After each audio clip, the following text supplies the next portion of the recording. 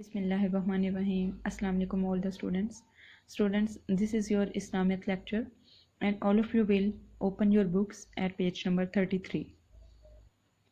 आज का हमारा बाब सोम का सबक है फरमा रवाओं को दावत इस्लाम। जैसा कि हमने पिछले वीक में पढ़ा था सुलह हुदैबिया।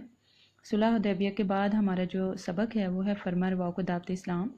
आज हम इसकी रीडिंग करेंगे, मुकम्मल पढ़ाई करेंगे इस चैप्टर की, और साथ में हम इसके जो ऑब्जेक्टिव है, इसकी जो एक्सरसाइज है वो हम कंप्लीट करेंगे। चलें स्टार्ट करते हैं। बिस्मिल्लाहिर्रहमानिर्रहीम। सुलह हुदैबिया के बाद जब हजूर अकरम सल्लल्लाहु अलैहि वसल्लम को कुफार मक्का की तरफ से चैन नसीब हुआ, मतलब सुकून नसीब हुआ। हमने पिछले चैप्टर में पढ़ा था सुलह हुदैबिया मतलब कि जो कुफार मक्का थे वो और हजूर अकरम सल्लल्लाहु अलैहि वसल्लम और उनके सहाबा कराम के दरमियान जो सुलह हुई थी हुदैबिया के मुकाम पर, उसको सुलह हुदैबिया कहते हैं। ठीक है। उसके बाद हजूर अकरम सल्लल्लाहु अलैहि वसल्लम को जब कुफार मक्का की तरफ से थोड़ा चैन नसीब हुआ, सुकून नसीब हुआ, तो आप सल्लल्लाहु अलैहि वसल्लम ने मुख्तलिफ हुक्मरानों और फरमारवा को खतूत के ज़रिए दीन इस्लाम की दावत दी। इन खतूत में से चंद एक ये हैं। फिर हजूर अकरम सल्लल्लाहु अलैहि वसल्लम ने कुछ हुक्मरानों को और फरमारवाओं को खतूत भेजे थे, और उनमें से चंद खतूत जो हैं वो यहाँ पर दिए गए हैं, उनकी हम रीडिंग करेंगे। आप लोगों ने इस रीडिंग को बहुत ही गौर से सुनना है, बहुत ध्यान से सुनना है, और इसके बाद ही हम इस काबिल होंगे कि अपनी एक्सरसाइज को हम सॉल्व कर सकें। सबसे पहला जो ख़त दिया गया है वो है कैसरे रोम के नाम ख़त। ख़त के जो अल्फाज हैं वो ये हैं। बिस्मिल्लाहिर्रहमानिर्रहीम। अल्लाह के बंदे और उसके रसूल मोहम्मद सल्लल्लाहु अलैहि वसल्लम की जानिब से हरकल अज़ीम रोम की तरफ उस शख्स पर सलाम जो हदायत की पैरवी करे और तुम इस्लाम लाओ सालिम रहोगे। सालिम का क्या मतलब है? तुम इस्लाम लाओ सलामत रहोगे। इस्लाम लाओ, अल्लाह ताला तुम्हें तुम्हारा अजर 2 बार देगा। और अगर तुमने रूह गर्दानी की, रूह गर्दानी का मतलब है मुँह फेरा, और अगर तुमने मुँह फेरा या रूह गर्दानी की तो तुम पर अरीसियों यानी तुम्हारी जो रियाया है, तुम्हारी जो अवाम है, उसका भी गुनाह होगा। ए अहले किताब, एक ऐसी बात की तरफ आओ जो हमारे और तुम्हारे दरमियान बराबर है कि हम अल्लाह ताला के सिवा किसी और को रब ना बनाएं, उसके साथ किसी चीज़ को शरीक ना करें, और ना अल्लाह ताला के सिवा हम अपने में से किसी को रब मानें। बस अगर लोग रुख फेरें तो कह दो कि तुम लोग गवाह रहो, हम मुसलमान हैं। अगला पैराग्राफ है। आप सल्लल्लाहु अलैहि वसल्लम के अहद नबूवत में 2 बड़ी ताकतें थीं। यानी जब आप सल्लल्लाहु अलैहि वसल्लम नबी थे तो उस ज़माने में, उस दौर में 2 बड़ी ताकतें थीं। एक कैसर रोम जिसकी सल्तनत शाम तक फैली हुई थी। शाम जो है वो एक मुल्क का नाम है। और दूसरी क्या थी? किसरा ईरान। मतलब कि 2 बड़ी ताकतें थी, एक कैसर रोम और दूसरी किसरा ईरान। कैसर ने इन्हीं दिनों में ईरानियों के खिलाफ कामयाब जंग लड़ी थी। वो इस फतह की खुशी में जश्न मनाने बैतुल मुक़द्दस आया हुआ था। उसको मुबारकबाद देने वालों में सरदार मक्का अबू सुफियान भी था, जो कि तिजारत की गर्ज से मुल्क शाम में था। जब हजूर अकरम सल्लल्लाहु अलैहि वसल्लम के कासिद कौन होते हैं? पैगाम पहुँचाने वाले। ठीक है। तो हजूर अकरम सल्लल्लाहु अलैहि वसल्लम के कासिद कौन थे? हज़रत दिहिया कल्बी रज़ी अल्लाह तआला अन्हु आप सल्लल्लाहु अलैहि वसल्लम का पैगाम लेकर हरकल कैसर रोम के दरबार में पहुँचे, तो हरकल ने सूरत हाल मालूम करने के लिए अबू सुफियान को बुलवा लिया। ठीक है। यानी जब आप सल्लल्लाहु अलैहि वसल्लम ने हज़रत दिहिया कल्बी को अल्लाह का पैगाम देकर हरकल के पास भेजा, तो अबू सुफियान भी वहाँ पर आए हुए थे। तो उसने यानी हरकल ने किसको बुला लिया? अबू सुफियान को बुलाया कि वो मुझे आके आप सल्लल्लाहु अलैहि वसल्लम के बारे में कुछ बताएं। हरकल ने अबू सुफियान से हजूर अकरम सल्लल्लाहु अलैहि वसल्लम के बारे में मुतअद्दिद सवालात किए। यानी वो जो हरकल था जिसकी तरफ आप सल्लल्लाहु अलैहि वसल्लम ने ख़त भेजा था, उसने अबू सुफियान से आप सल्लल्लाहु अलैहि वसल्लम के बारे में सवालात किए। अबू सुफियान ने सवालात का सही जवाब दिया।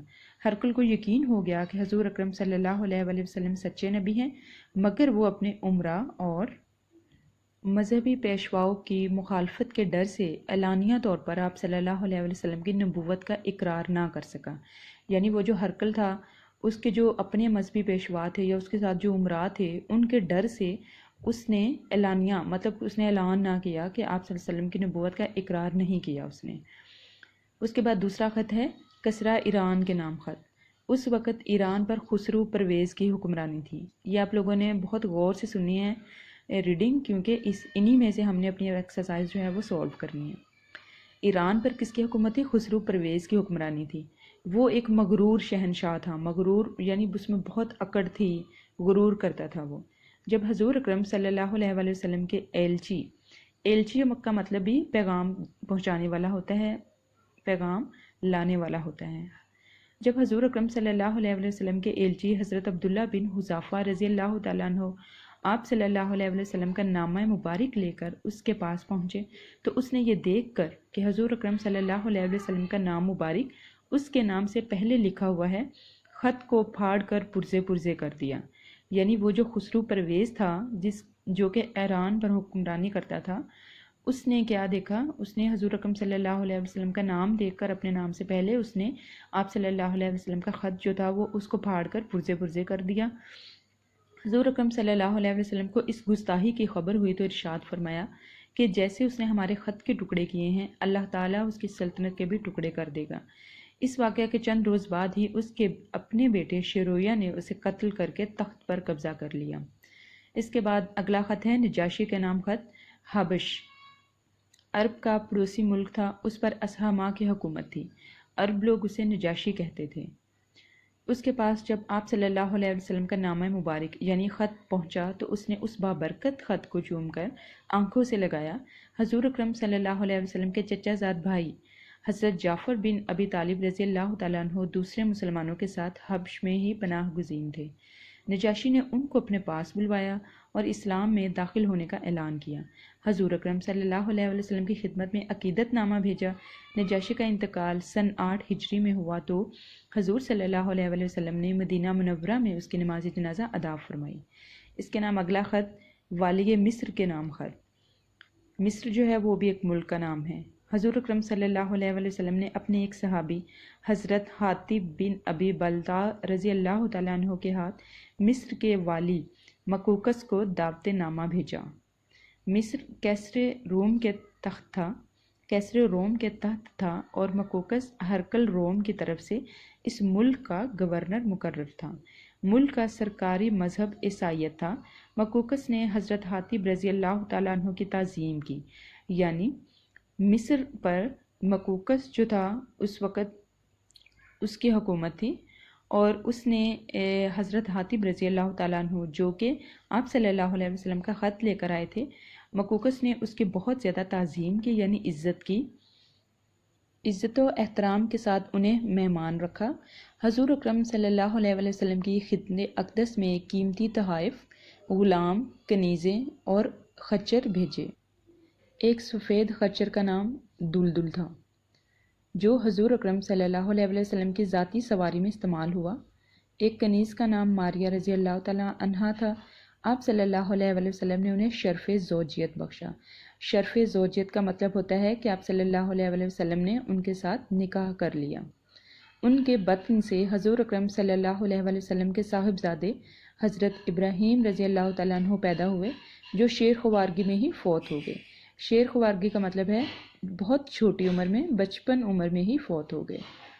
سفارت کے نتائج، یعنی حضور اکرم صلی اللہ علیہ وسلم نے جو خطوط بھیجے تھے ان کے نتائج کیا نکلے۔ حضور اکرم صلی اللہ علیہ وسلم نے ان کے علاوہ بھی اور کئی حکمرانوں اور امیروں کو ایسے ہی تبلیغی خطوط ارسال فرمائے۔ ان میں مشرکین کے علاوہ یہود اور نصارہ بھی شامل تھے۔ نجاشی، مکوکس اور شاہ بحرین منظر بن ساوا کے نام لکھے ہوئے خطوط آج بھی محفوظ ہیں۔ ان خطوط کے ذریعے کئی حکمران مسلمان ہوئے، ان کی رعایا نے اسلام قبول کیا۔ عرب اور اس کے ارد گرد کے چھوٹے بڑے ممالک دین اسلام سے آگاہ ہوئے۔ اس طرح یہ حکمت عملی آئندہ کے لیے ایک وسیع اور طاقتور اسلامی مملکت کا باعث بنی۔ اسٹوڈنٹس، آپ کی ریڈنگ جو ہے وہ کمپلیٹ ہو گئی ہے۔ آپ اس کو دوبارہ ایک دفعہ پڑھیں اور اس کے بعد آپ نے اس کی جو ایکسرسائز ہے وہ سولو کرنی ہے، ٹھیک ہے؟ اب اس کی ایکسرسائز کی طرف آتے ہیں۔ سب سے پہلے ہے یہاں پہ درست جواب پر ٹک کا نشان لگائیں۔ ہرکل نے صورتحال معلوم کرنے کے لیے کس کو بلوایا؟ ابو سفیان کو، یعنی آپ صلی اللہ علیہ وسلم کے بارے میں پوچھنے کے لیے کس کو بلوایا؟ ابو سفیان کو۔ کیسر روم جنگ کی فتح کا جشن منانے کہاں آیا ہوا تھا؟ ہم نے ریڈنگ میں پڑھا تھا بیت المقدس آیا ہوا تھا۔ خسرو پرویز کے پاس حضور اکرم صلی اللہ علیہ وسلم کا خط کون لے کر گئے؟ حضرت عبداللہ بن حذافہ رضی اللہ تعالیٰ عنہ۔ نجاشی کا انتقال کب ہوا؟ 8 ہجری۔ حضور اکرم صلی اللہ علیہ وسلم نے کس کے ہاتھ والی مصر کو دعوت نامہ بھیجا؟ حاطب بن ابی بلتہ رضی اللہ تعالیٰ عنہ۔ اس کے بعد نیکسٹ پیج پہ ہیں، یہ کالم دیا گیا ہے، اس میں فرما رواؤں کے ناموں کو ان کے ملک کے نام کے ساتھ ہم نے میچ کرنا ہے۔ جیسے کہ خسرو پرویز ہے تو وہ کس ملک کا حکمران تھا؟ ایران کا۔ مکوکس مصر کا، نجاشی حبشہ کا، اور ہرکل روم کا۔ اس کے بعد خالی جگہ پر کریں۔ حضور اکرم صلی اللہ علیہ وسلم کے عہد نبوت میں 2 بڑی طاقتیں تھیں، ایک کیسر روم اور دوسری کسریٰ ایران۔ کیسر روم اس کا صحیح آنسر ہے۔ دوسری خالی جگہ ہے، کیسر روم کو مبارکباد دینے والے سردار مکہ کا نام کیا تھا؟ ابو سفیان تھا، جو اس کو مبارکباد دینے کے لیے آیا ہوا تھا اس کے حکومت کے بارے میں۔ ہرکل نے ڈیش سے حضور اکرم صلی اللہ علیہ وسلم کے بارے میں کئی سوالات کیے، ابو سفیان سے۔ خسرو پرویز کو اس کے بیٹے ڈیش نے قتل کر کے تخت پر قبضہ کر لیا، شیرویہ نے قتل کر کے تخت پر قبضہ کر لیا۔ اس کے بعد ہیں ہمارے درست جملوں کے سامنے ٹک اور غلط کے سامنے کراس کا نشان لگائیں۔ ہرکل نے دہیہ کلبی رضی اللہ تعالیٰ عنہ سے حضور اکرم صلی اللہ علیہ وسلم کے بارے میں متعدد سوالات کیے، یہ غلط ہے کیونکہ ہرکل نے ابو سفیان سے پوچھے تھے۔ بے ہے، عہد نبوت میں ایران پر خسرو کے بیٹے شیرویہ کی حکمرانی تھی، یہ غلط ہے۔ خسرو کے بیٹے کی نہیں تھی بلکہ خسرو پرویز کی ہی حکمرانی تھی۔ تیسرا ہے حبش عرب کا پڑوسی ملک ہے، یہ درست ہے۔ مکوکس کے بھیجے ہوئے خچر کا نام دلدل تھا، یہ بھی درست ہے۔ اچھا اسٹوڈنٹس، آپ کی ریڈنگ اور آپ کی ایکسرسائز جو ہے وہ کمپلیٹ ہوتی ہے۔ آپ ریڈنگ کو بہت اچھے طریقے سے پڑھیں اور اس کے بعد اس ایکسرسائز کو اچھے نیٹ طریقے سے آپ نے ریڈنگ بک کے اوپر سولو کرنا ہے۔ اوکے اسٹوڈنٹس، اللہ کی حفاظت میں رہیں، اللہ حافظ۔